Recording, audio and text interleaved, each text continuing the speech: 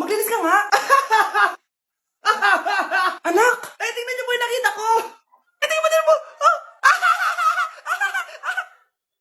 Yan! Diyan ka magaling! Puro cellphone! Buti pa yung anak ni Aling Susan, tumutulong sa bahay. Pero nay, nakakatawa po kasi. Sumasagot ka pa. Buti pa yung anak ni Aling Susan, hindi sumasagot. Sige po, nay. A few moments later. Good news, nay! 95 yung grade ko sa school. 95? Ba't ang baba? Buti pa yung anak ni Aling Susan, naka 99. Hindi ka kasi nag-aaral na maayos. Matutulog na lang ako.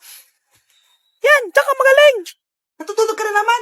Buti pa yung anak ni Aling Susan, hindi natutulog. Pumaba ka nga. Kakain na lang ako.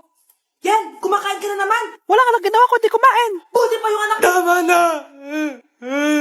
Sumasagot ka pang bata ka, ha? Buti pa yung... Buti pa si Aling Susan, masarap magluto ng ulam. Ikaw, itlog lang, wala pang lasa. Nagrereklamo ka pa sa 95 ko grades? Ikaw, ano nakuha mo ng high school? Sige nga, pakita mo sa akin. Buti pa si Aling Susan, hindi mapanakit. Ikaw,